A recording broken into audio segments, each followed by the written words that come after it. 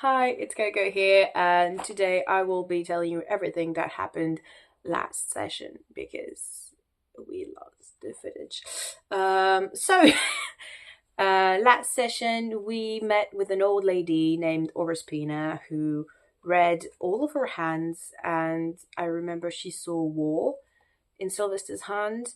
She saw silver in my future and told me that I would have to live long enough to witness it or something, that it was something from my past coming back. So weird. And I don't remember what she saw in Stumble's hand or Neon. I don't remember. But she guided us, told us to go to a tavern of which she knows the owner. So we went there, but it was weird because it was a part of town that had absolutely no lights except for that tavern.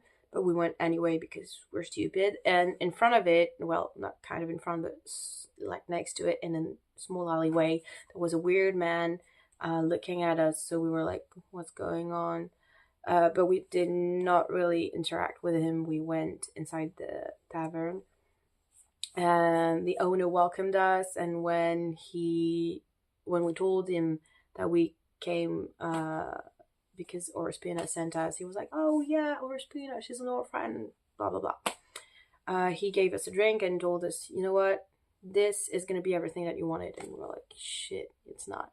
And turns out it was for three of us, so Sylvester, Neo, and I, but not Stumble. He did not fall into the trap. So the three of us were stuck into a weird state where we saw like hallucinations. Sylvester and Neo started forgetting their names. So it was a weird state. Stumble wasn't in that state. He got out of the enchantment or something and pulled us out of it too. And so we ran outside, and I mean, it turned out that there was no one inside the building. It was a very old building. There were no people, nothing on the shelves, nothing at all. And so we went outside, and Gaius saw us, and he was like, What are you doing here?"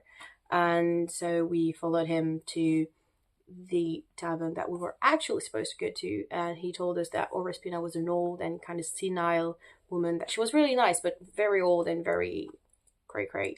So yeah, when we came into the tavern, we met with Eurobrock's party, so that was fun. We talked a bit with them. Sylvester showed them his new hammer, and so they had a small competition. They decided to test if it was really magic, and it turns out there was an entity named Lightning inside the hammer,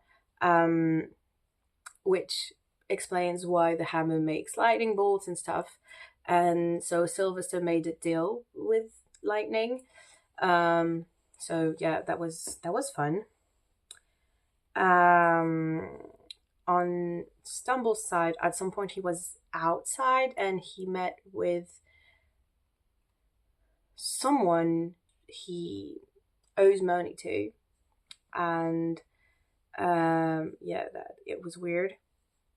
He made a deal with like true wealth coin, and so his beard and hair turned golden, which, what the fuck. Also, so someone in Eurobroth's party warned me that the place we were going to was very dangerous, um, and that my mother was apparently looking for me. To which Celia got very angry. She was like, "What do you mean she's waiting for me? You're crazy." Anyways, that was the whole thing. So besides that, we drank a bit. We went to sleep, and Stumble woke up and stole the very bad sword that we took from the Gnoll's cave, and he ran with it. Lightning woke us up, and so our characters just got up and started running in their PJs towards the forest. So once they were on the edge of the forest, they realized that, they had nothing. So Celia decided to turn back and run to get whatever she could, weapons and stuff, in case we needed to fight. And she was running when the others met Stumble, who was in a weird state, and he was killing goblins that were in the woods. And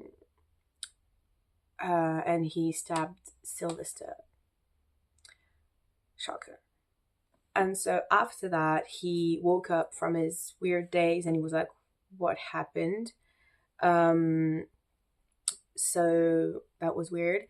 That's when Celia arrived with like everyone's weapons and armor, and she was completely lost.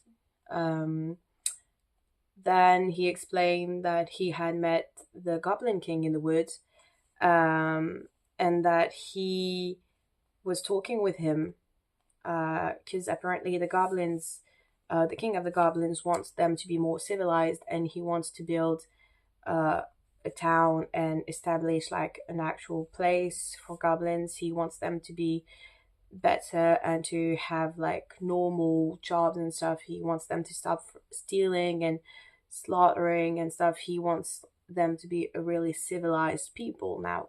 So he wanted to talk to the town people, but they were refusing to talk to him based on the fact that he was a goblin. And so we went with him, with Gaius, after everything happened, and Stumble explained why he did what he did, why he took the sword, why he ran away, why his money was gone. He explained everything. Because basically he and his party, because he had a party before, got taken and slaughtered by a dragon, but he somehow managed to stay alive. And the dragon liked his audacity and stuff, and he decided that, okay, I'm gonna let you live, but every year at some point I'm gonna come and you'll have to give me everything you have, all your money, you give it to me. And so he thought that this weapon could be enough to kill a dragon, which is why he took and ran with it, because he didn't want to burden us with it, which, fair, but also that's a lot. So we were kind of happy because we got more information. So yeah, he wants to kill a dragon, so we're all going to kill a dragon at some point, I guess. And it's a green dragon, apparently. So after all of that, we went to the village the goblins are building, which is a very nice village, and we went to the palace, the king's palace, which is really nice. We each have a room and an attendant, which is crazy. And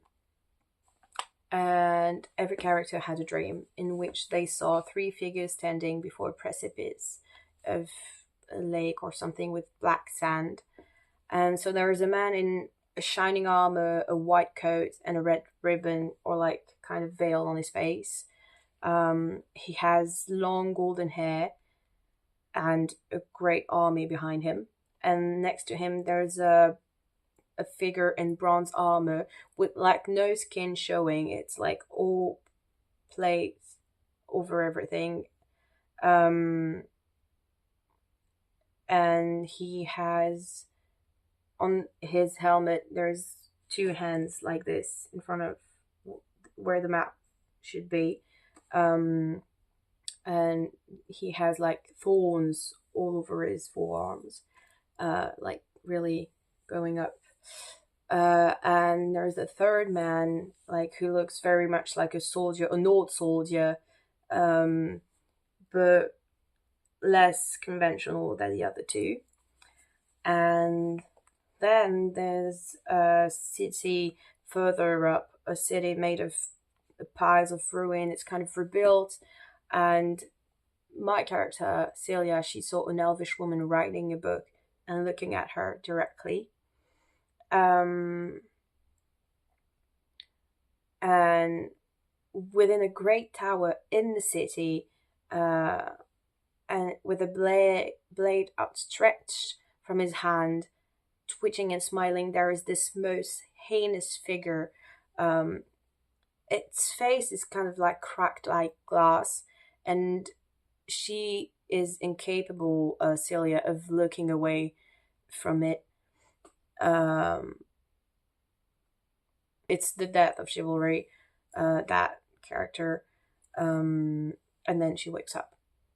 I think they all wake up. So it's a very quick resume for like a 5-hour session. I'm hoping I said everything that needs to be said. If not, we will remind everyone in the next session if we mention things that happened before. We'll try to be more careful next time and actually make like 12 copies of the footage we have if needed. So yeah, I hope I said everything. I hope that it was all clear. I saw you guys soon. Can't wait. Bye.